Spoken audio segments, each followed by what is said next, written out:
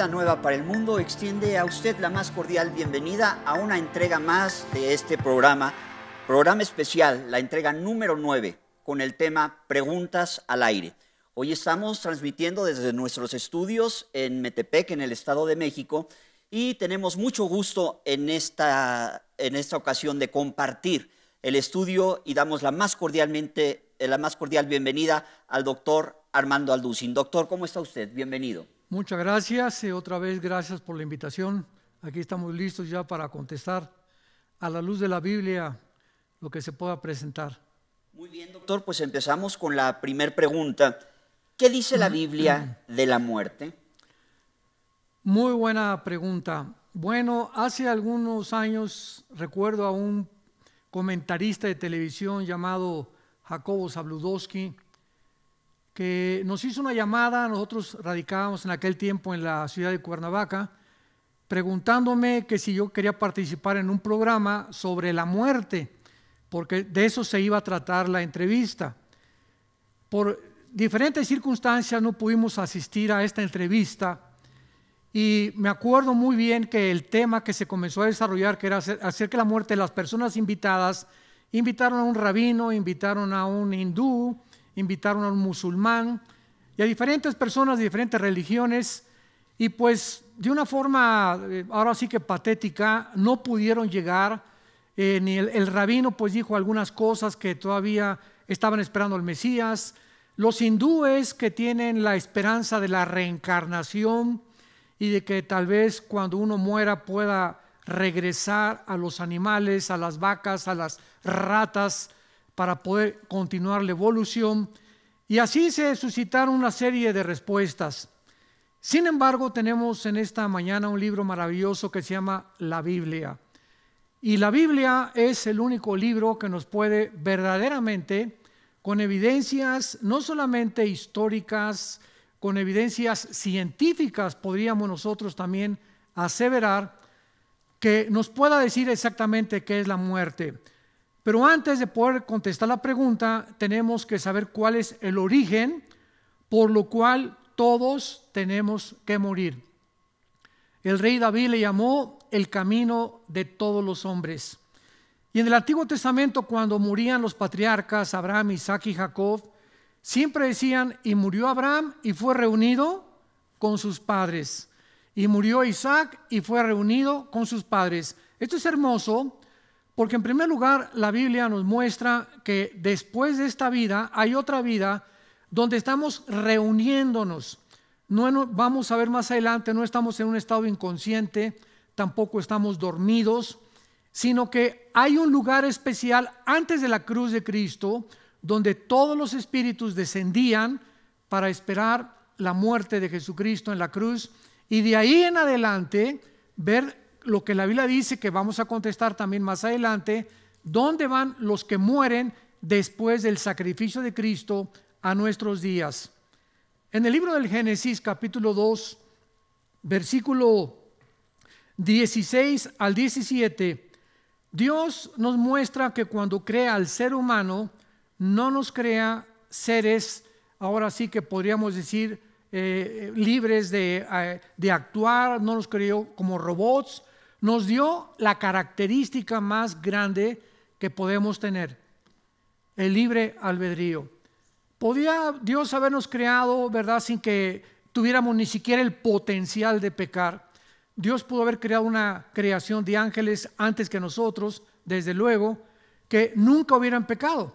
Pero sin embargo, cuando Dios permite que la entrada del mal entre al universo, nos damos cuenta, parece irónico, que lo hizo por amor. Así es, parecería inconcebible. ¿Cómo que por amor? Sí, por amor permitió Dios que la maldad entrara al universo. ¿Qué quiero decir? Que si el mal no hubiera entrado al universo, el ser humano o las criaturas que Dios creó antes que nosotros los ángeles no hubieran podido jamás encontrar la diferencia entre el odio y entre el amor. Nunca hubieran podido conocer el amor de Dios, ni tampoco nosotros hubiéramos conocido el perdón de Dios. Gracias a que existe la maldad en el universo, nos damos cuenta en la cruz que de tal manera Dios nos ha amado para que podamos nosotros creer lo que en esa cruz hizo a nuestro lugar. Entonces, esto hubiera sido imposible si Dios no hubiera permitido que el mal entrara en el universo. Y esto explica los versículos 15 y 16 del capítulo 2 del libro del Génesis.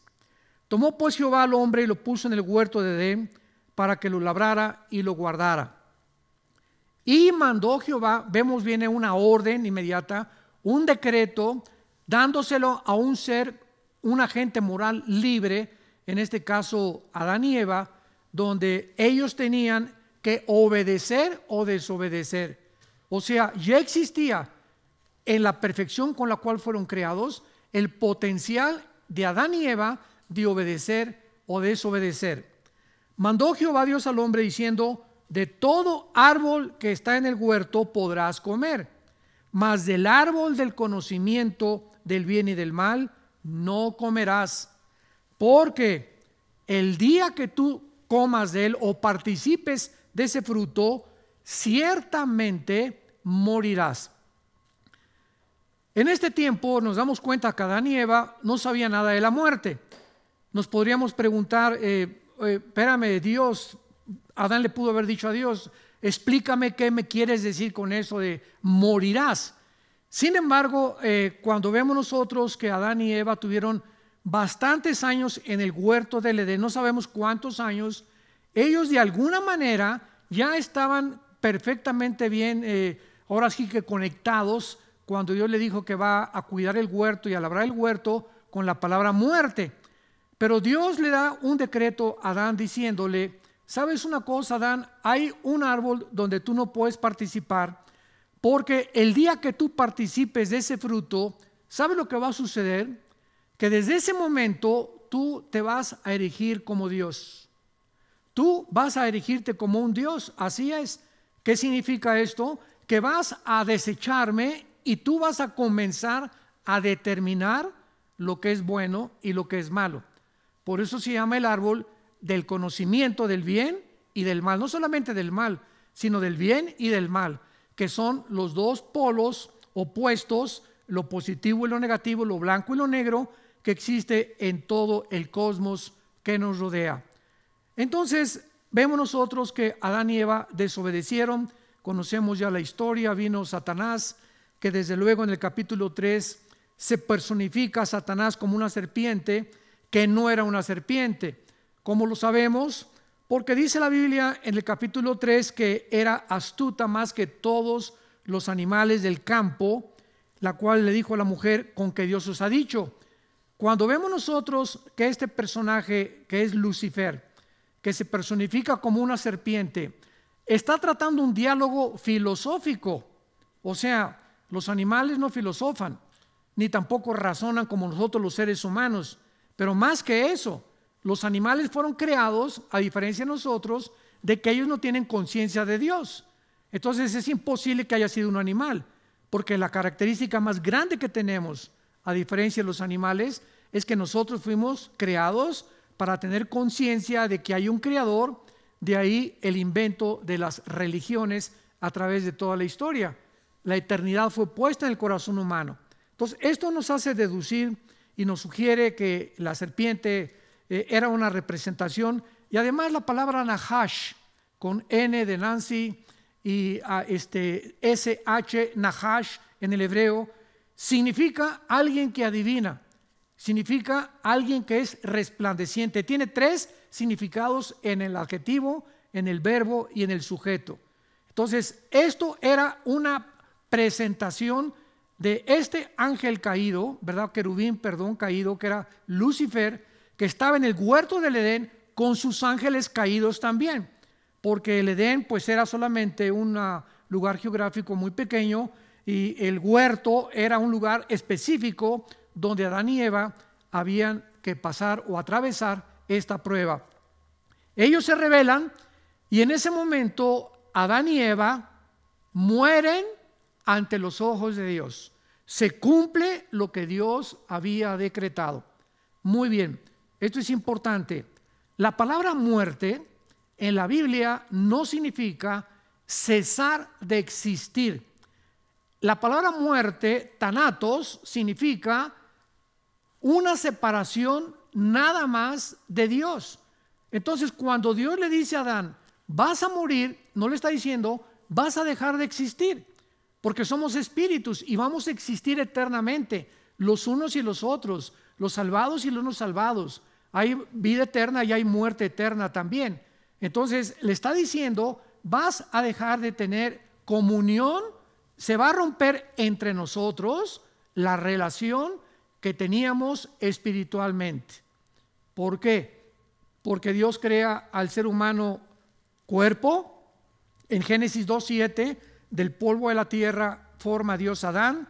2, nos crea con un alma, que es la parte a través de la cual tenemos contacto con el mundo que nos rodea. En el alma se encuentra la voluntad, los sentimientos, el intelecto, etcétera, etcétera. Y en tercer lugar, Dios nos crea espiritualmente criaturas para que a través del espíritu, no del alma, ni tampoco del cuerpo, podamos tener contacto con Él. Entonces, el momento en que Adán muere, se separa. Muerte es separación, no cesar de existir, enfatizo. Se separa de Dios, Adán y Eva quedan con el alma y con el cuerpo. O sea, quedan sujetos a su medio ambiente. Se desconectan del mundo espiritual. Ya no pueden conocer a Dios. Ya no pueden ser guiados por Dios. Ahora van a ser guiados por lo que ven, por lo que sienten, por lo que experimentan, por un intelecto completamente corrompido y por una mente entenebrecida completamente, porque las tinieblas inmediatamente penetraron en la mente humana para que no pudiera el ser humano conocer el verdadero camino que le podría salvar. Y vemos nosotros en Romanos 5:12, más adelante, que el apóstol Pablo nos muestra claramente lo que sucedió en el huerto del Edén. Porque el pecado entró al mundo por un hombre, y por el pecado vino la muerte. Por lo tanto, todos morimos, porque todos hemos pecado. Esto es interesante porque nos damos cuenta que hace 2000 años, cuando Pablo usa en Romanos 5:12, porque el pecado entró al mundo por un hombre y la muerte pasó. Esta palabra pasó, en el original griego, significa una transferencia genética. O sea, sabemos que las leyes de la genética se descubrieron en 1860 por el doctor Mendel, pero hasta el 54 del siglo pasado se descubrió en el 54 el ADN, etcétera, etcétera. Y hace 2000 años el apóstol Pablo está hablando ya que a través de la herencia que traemos, porque ahora ya se descubrió que si tus abuelos fueron diabéticos, tus bisabuelos fueron diabéticos, tus papás son diabéticos, vas a heredar la diabetes. Si tu papá se murió el corazón, tu mamá se murió el corazón, y hay una herencia familiar, nos alcanza físicamente a través de los genes las herencias. Si tú desciendes de familia de alcohólicos, es muy posible que tu tendencia también sea hacia el alcoholismo. Son herencias, y también hay herencias mentales, hay herencias de problemas mentales, y también hay herencias, si somos espíritu, herencias espirituales. Y lo que Pablo está diciendo es que hemos recibido todos los seres humanos una herencia espiritual que se llama la muerte. ¿Por qué tenemos que morir? Esta fue la pregunta que no pudieron contestar con el señor Sabludowski, que en paz descanse ya, gracias a Dios. No sabemos dónde está, pero Dios lo tiene en su presencia o no lo tiene en su presencia, pero estamos nosotros abocados a poder saber que la Biblia es el único libro que nos dice el origen de la muerte y por qué tenemos que morir. Y finalmente dice Hebreos 9:23, porque está establecido los hombres que mueran una sola vez. Esto es importante para terminar esta pregunta. Vamos a morir una sola vez, no hay reencarnación, no hay purgatorio, no hay ninguna otra oportunidad. Vamos a morir una sola vez y después el juicio. Después de la muerte se acabó. Damas y caballeros que nos ven, santos de Dios, tenemos una sola oportunidad en la vida para poder determinar qué vamos a hacer con Dios. Y preparémonos, porque todos tenemos que morir, y más en esta época que vivimos en la que solamente se habla de la muerte. No tengas miedo a la muerte. Nuestra vida depende completamente de Dios, no de un virus, ni tampoco de un accidente, ni del cáncer. te pueden diagnosticar que tienes cáncer o que eres positivo COVID o COVID, como se quiera pronunciar, el 9, pero ¿quién tiene la última palabra? La tiene Dios, porque en Él somos, nos movemos y existimos. Muchas gracias, doctor. Sin lugar a dudas, estamos siendo a nivel mundial atacados por estas malas noticias, por esta contingencia sanitaria, aunque la verdadera pandemia pues es una pandemia de incertidumbre, es una pandemia de temor. La gente tiene mucho miedo a ser contagiada, tiene mucho miedo de contagiar y definitivamente tienen miedo a la muerte. ¿Qué pasa después de la muerte? Muy bien. Bueno, entonces ya hemos concluido, ¿verdad?, que fuimos creados espíritu, alma y cuerpo. Hemos nacido todos desde Adán hasta nuestros días separados, o sea, muertos, separados de Dios espiritualmente. Cuando Cristo vino al mundo hace 2000 años y entró al escenario mundial, hubo un gran hombre religioso, fariseo de fariseos, era maestro de los fariseos, que se llamaba Nicodemo, el capítulo 3 del Evangelio de Juan. Y Nicodemo ya se había convencido que Jesús era el Hijo de Dios. Nada más que el muy hipocritón, ¿verdad?, lo vino a visitar a él de noche. O sea, todavía, aunque estaba convencido, tenían todavía muchos prejuicios sociales de que si lo veían le iban a comenzar, tú también estás siguiendo ese Mesías, ¿no?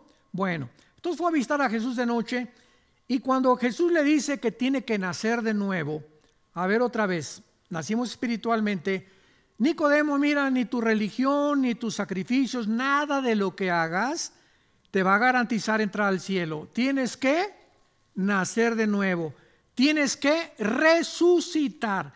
Tu espíritu tiene que volver a ser vivificado para que puedas entrar al reino de Dios. Entonces, cuando nosotros nos preguntamos qué sucede después de morir y nos damos cuenta que somos un espíritu y que somos un alma, vamos a comenzar desde el Génesis capítulo 35 para entender lo que Jesús le quiso decir a el fariseo Nicodemo. Dice el versículo 18, Génesis 35, aconteció que al salírsele el alma, pues murió. Llamó su nombre Benoni, mas su padre lo llamó Benjamín. Muy bien. Es una desgracia que la traducción de la Biblia, la Nueva Versión Internacional, haya traducido alma como suspiro. Esto es inaudito, porque esta es la razón por la cual hay tantas malas traducciones. La palabra que se traduce como alma es la palabra hebrea nepesh, con E de Nancy, y la palabra SH en el griego se pronuncia como J. Entonces, la palabra alma en el hebreo es nepej, con la J, con la G aquí en la garganta.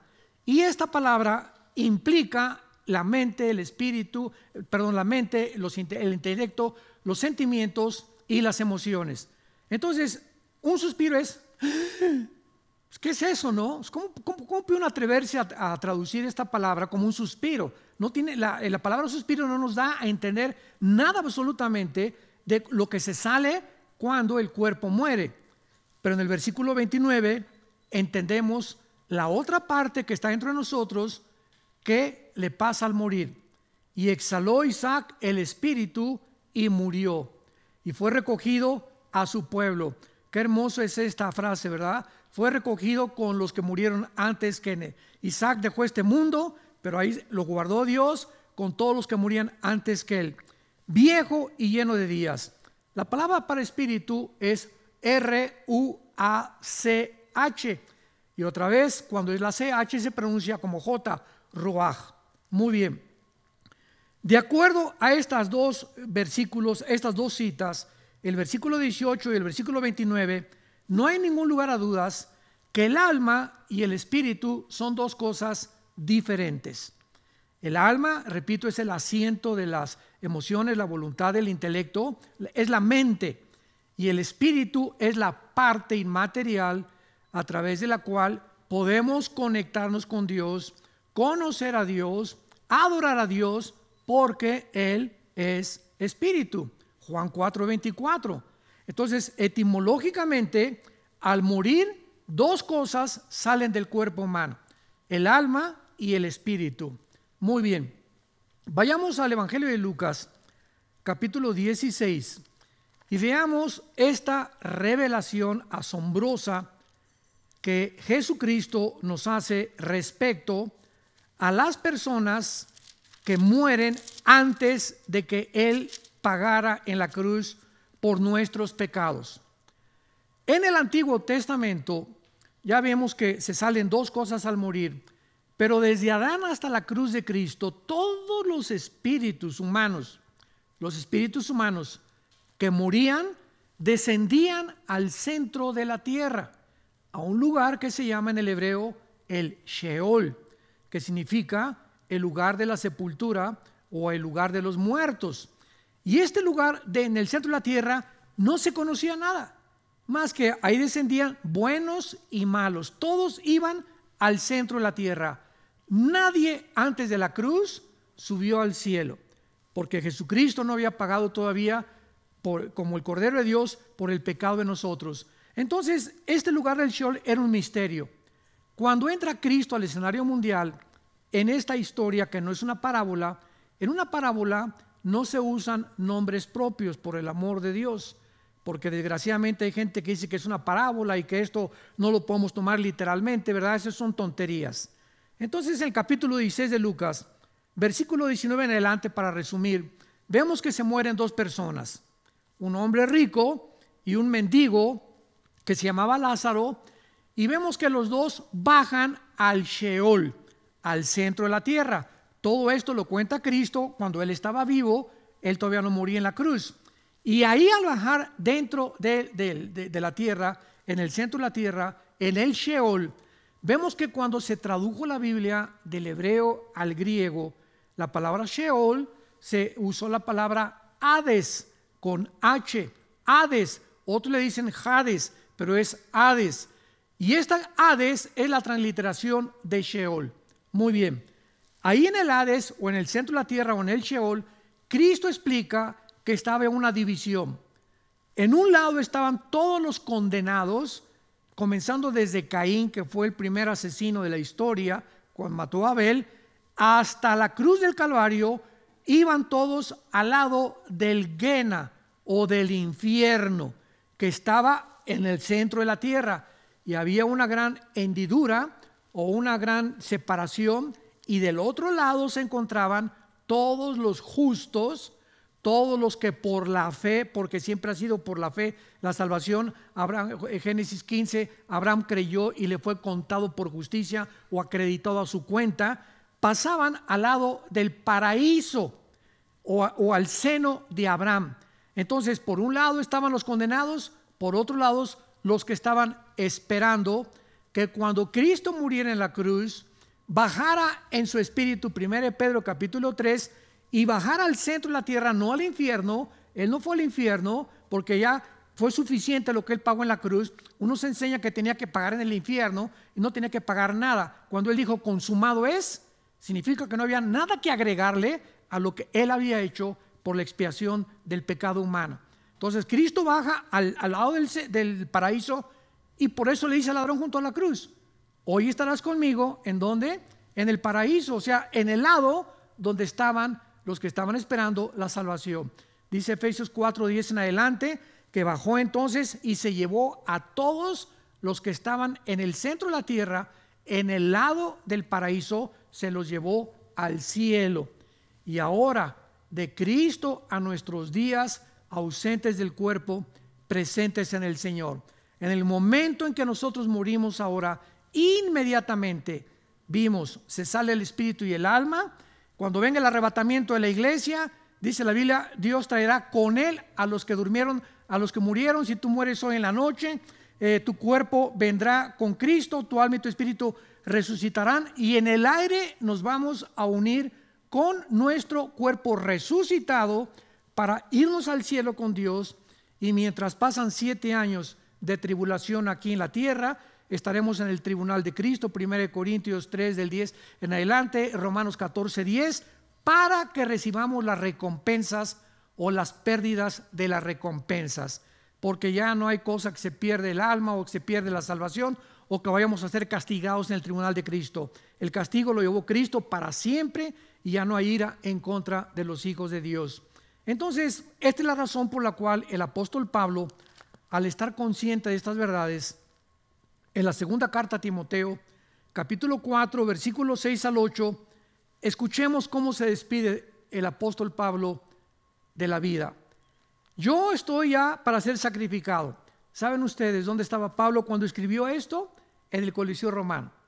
Y estaba, me imagino, en la noche oyendo a los leones ahí junto con él, o a los que le iban a cortar la cabeza. Unos dicen que le cortaron la cabeza, otro que fue echado a los leones. No sabemos exactamente, pero murió en el Coliseo Romano. Pero ahí está Pablo en la víspera de su muerte, diciéndonos: yo estoy ya para ser sacrificado, y el tiempo de mi partida, ¿cómo le llama la muerte? Su partida. O sea, me cambio de casa nada más. Salgo de aquí y me voy a otro lado. No voy a dejar de existir. Que nadie diga que me morí. Simplemente me cambié a otra dimensión. Y dice Pablo: he peleado la buena batalla. He acabado la carrera. He guardado la fe. Por lo demás, vean la seguridad que dice: por lo demás me está guardado, o sea, absoluta seguridad, la corona de justicia, la cual Dios me dará, juez justo, en aquel día, y no solo a mí, sino también a todos los que amamos su venida. Qué maravilloso poder llegar a la antesala de la muerte así, comparado con todos los que mueren y ya no quiero morir, y para qué se llevó Dios a esta persona, y por aquí, por allá. El otro día me hablaron unos hermanos allá en Estados Unidos, que fue el colmo de los colmos, y se los cuento rápidamente para terminar con esta pregunta, que los acompañara, que porque querían resucitar a una viejita de 90 años. Y le dije a la abuelita, les dije: ¿sabe una cosa? Si la resucitan, ¿saben ustedes lo que les va a decir? Por favor, ¿para qué me devolvieron a la vida? Estaba mucho mejor en la otra vida. O sea, qué tontería de creer que si lo resucitamos, si queremos que estén con nosotros sufriendo y que se queden con nosotros, cuando para nosotros la muerte es ganancia y el descanso eterno, donde nuestras alas, como las mariposas, cuando cambia el cocuyo y se transforma en mariposa, vamos a ser libres para toda la eternidad. Dice el Salmo 116, dichosos los que mueren en el Señor. Muchas gracias, doctor. Inferimos que estas buenas noticias y el ausente del cuerpo presente con el Señor, pues es para las personas que hemos tenido una experiencia personal con nuestro Señor Jesucristo. Los que no, pues al infierno. Así es. Bueno, a la condenación eterna. A la condenación eterna. Tiene estrecha relación con la próxima pregunta, que es: ¿cómo podemos enfrentar la muerte o cómo podemos prepararnos para morir? Ahora, debido a todo esto que está sucediendo y que estamos atravesando en el mundo, yo le estaba comentando a mi hijo Caleb ayer en la tarde, estoy preparando los 10 mandamientos del diablo. O sea, es impresionante. Cuando ayer venía en el avión, venía yo pensando un punto por punto y llegué a 10, por eso le llamo los 10 mandamientos, que realmente en el mes de tal vez de enero o febrero de este año, el diablo convocó a una reunión a los principados, desde luego angelicales caídos con él, y a los demonios, a los gobernantes, y les dijo: nos queda poco tiempo. Apocalipsis capítulo 12, versículo 10. El diablo sabe que le queda poco tiempo. Tenemos que de alguna manera a comenzar a preparar el camino para el anticristo. Entonces, una de las armas y uno de los instrumentos, escúcheme con mucho cuidado, más poderosos que el diablo tiene, es el miedo a la muerte. Entonces, el diablo, me imagino, yo así venía en el avión pensando con los ojos cerrados, y tal vez me estaba teniendo ideas, que estaba planeando todas estas cosas. Vamos a hacer una campaña de miedo a nivel internacional. ¿Por qué el miedo? Bueno, el miedo es uno de los instrumentos más diabólicos que existen, porque es lo contrario completamente a la fe. Es lo contrario completamente al valor. Y cuando dice la Biblia, recibirán poder, recibirán valor cuando el Espíritu Santo venga sobre ustedes, Hechos 1:8, entonces me serán testigos. O sea, Dios vio que por naturaleza el hombre es cobarde. Somos cobardes por naturaleza. Somos cobardes todos los seres humanos. Entonces, si íbamos a enfrentar al mundo, Dios consideró que necesitábamos su Espíritu, porque sin el Espíritu Santo no tenemos el valor para enfrentar al mundo. Y este Espíritu que Dios depositó entre nosotros, que no es un espíritu de cobardía, es un espíritu de poder, de valor, de dominio propio, tiene que ser alimentado con esto. Entonces ya eres cristiano, ya tienes al Espíritu Santo, pero si tú enfrentas circunstancias como las que estamos enfrentando actualmente, sin estar blindado, sin tener diario la comunión con Dios, el miedo va a ser presa de tu espíritu. Y dice en Proverbios 25 el rey Salomón, porque el temor pone lazo al hombre. En otras palabras, el momento que sale la fe y tu confianza en la palabra de Dios y permites la entrada al miedo a tu alma, has caído en un lazo, en una trampa. ¿Y qué pasa cuando un oso, por ejemplo, en la selva, pisa la trampa y lo agarra la trampa? En ese momento ese oso queda inmovilizado, paralizado a expensas del cazador. El cazador puede hacer lo que quiera con él. Esto es lo que significa que el temor del hombre pondrá lazo. Cuando caemos en el miedo, estamos en las manos de Satanás. Y puede hacer Satanás contigo lo que le dé la gana. Te puede influenciar, te puede atormentar, te puede andar que andes con esa cochinada ahí todo el día tapándote la boca. ¿Sabes una cosa? Que cuando estamos inhalando oxígeno, estás exhalando dióxido de carbono, y traer esta mascarilla así más de 20 minutos te estás envenenando. Pero espérense, vean el plan de Satanás. Vamos a poner una campaña de miedo. Vamos a comenzar encerrándolos en sus casas. Virgen del Socorro y de todos los santos que podamos nosotros mencionar. Jesús, María y José y el burrito que los acompaña. Por el amor de Dios, ¿cómo se atreven a encerrar enfermos con sanos? O sea que los enfermos se encierran en cuarentena y los sanos los vamos a encerrarlos para que también se enfermen y sean contagiados. O sea, jamás en la historia a los sanos nos habían encerrado. Y el mundo ya perdió completamente la lógica, la racionalidad, el sentido común, las leyes de la naturaleza. Vean ustedes qué plan tan diabólico, ¿no? Vamos a encerrarlos con los sanos. ¿Y qué pasa después? Que cuando tú estás encerrado 15, 20 días, toda esa gente, y aparte agrégale, yo ahorita vea en la calle caminando gente con su mascarilla. Yo le decía a mi hijo Caleb, es impresionante. Ahora todas esas personas, cuando esto pase, son las que se van a enfermar. ¿Por qué? Porque ya envenenaron su sistema inmunológico. El sistema inmunológico necesita oxígeno, necesitamos la playa, y nos corren de las playas. Mandan a los soldados a que nos saquen de las playas el sol, la arena, el yodo del mar. Es lo que fortalece el sistema inmunológico. Cierran los parques para que no corramos y hagamos ejercicio. Por el amor de Dios, esto viene del mismo infierno. Esto viene del abismo. Y es un plan tremendo y tenemos que preguntarnos por qué, pero ya es otro asunto. Ya hemos dado unas conferencias acerca de esto, pero vean ustedes, después vamos a compartir los 10 planes de Satanás para acabar con nosotros y el anticristo surja, empobrecer, desacelerar la economía y llevarnos a todos a la crisis donde nos encontramos ahorita, para que los mismos cristianos sean invadidos por el miedo y les dé miedo ahora poder hacer la obra de Dios. Porque mientras tengamos miedo, no puede la iglesia enfrentarse a un mundo con miedo. La iglesia tiene que ser y levantar la bandera del valor, la bandera de la verdad, la bandera de la justicia, para poder ser verdaderamente los guerreros de Dios. Pero lo que nos atañe es Hebreos 2, 14 y 15. Escuchen lo que dice la Biblia, por el amor de Dios. Así que por cuanto participaron de carne y sangre, está hablando de Jesucristo, Él también participó de lo mismo, para destruir por medio de la muerte, para destruir, para acabar. Cuando Él muere en la cruz, Él destruye. ¿A quién? Al que tenía el imperio de la muerte. Esto es al diablo. Escuche el versículo 15 de Hebreos 2. Y librar a todos los que por el temor de la muerte estaban durante toda la vida sujetos a esclavitud. ¿Qué fue lo que hizo Cristo en la cruz del Calvario? Librarnos de ser esclavos del miedo. Eso es a lo que vino. Tendrán poder cuando el Espíritu venga sobre ustedes. Timoteo, Dios no nos ha dado espíritu de temor, ni de cobardía, de poder, de amor y dominio propio. Enfrentemos la vida con valor. Tenemos a Dios dentro de nosotros, ¿quién contra nosotros?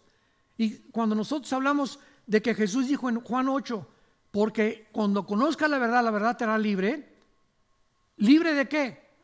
Sígueme con mucho cuidado. Cuando conozcas la verdad te hará libre. ¿Qué es lo contrario a la libertad? La esclavitud.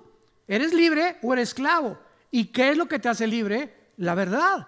Entonces, no somos esclavos ya, mucho menos del miedo ni del temor, porque ya Cristo con su muerte en la cruz nos libró y nos dijo: no teman, pequeña manada.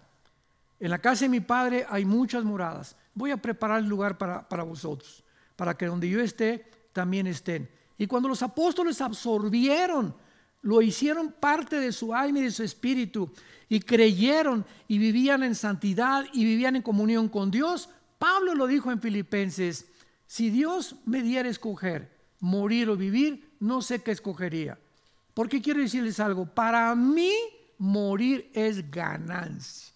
Estoy listo, como lo dijo a Timoteo en su segunda carta, pero si Dios quiere que me quede en la carne, pues me quedo en la carne para beneficio de su obra.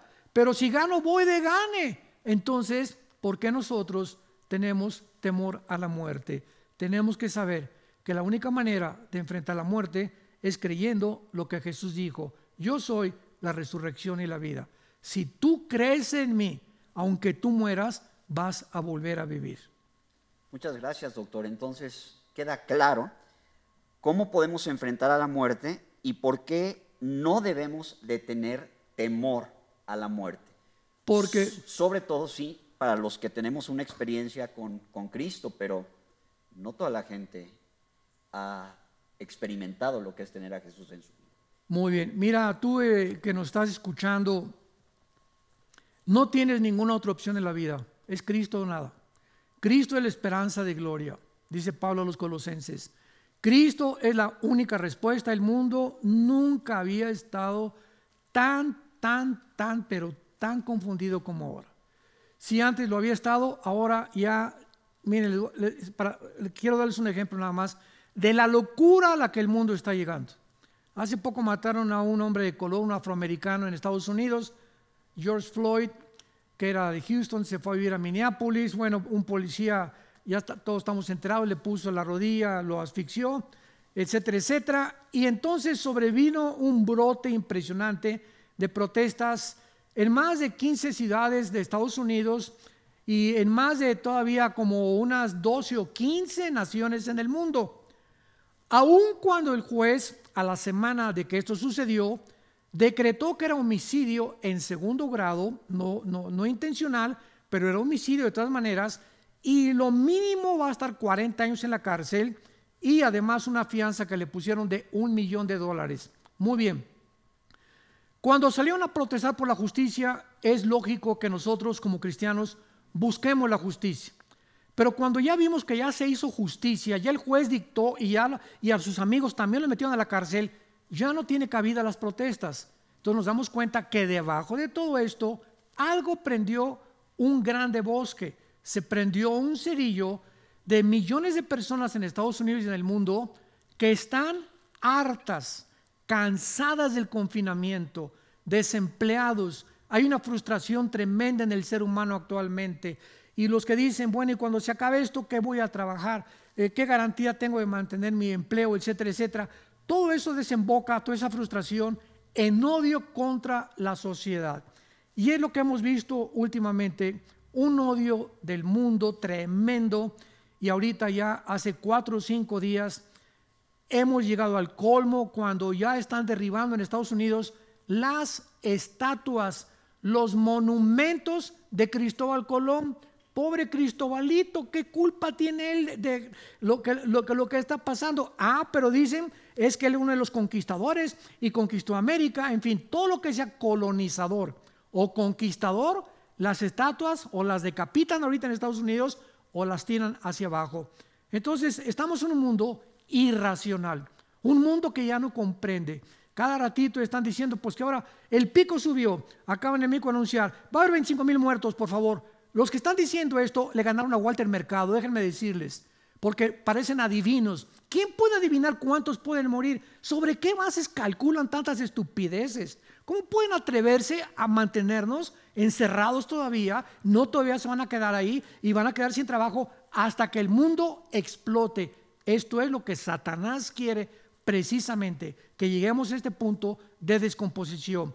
La única forma es que tú tengas a Cristo en tu vida. Él es el camino, es la verdad y la vida.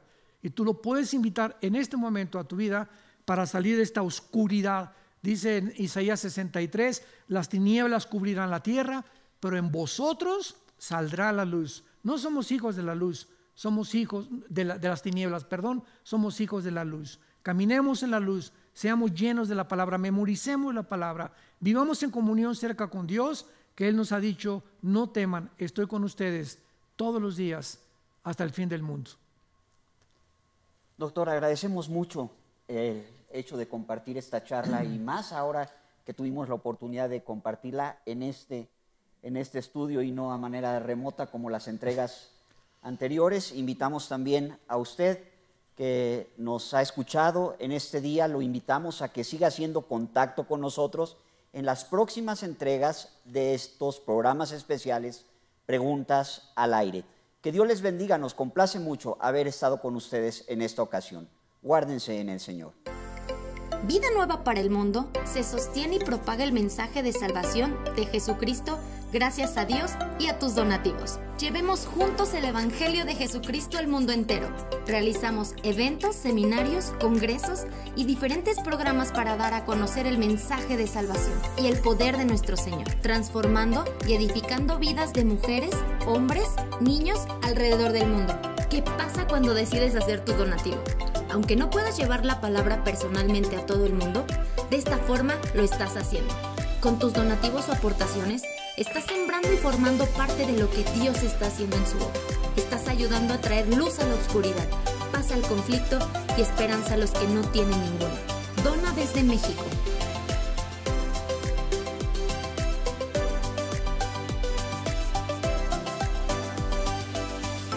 Dona desde Estados Unidos.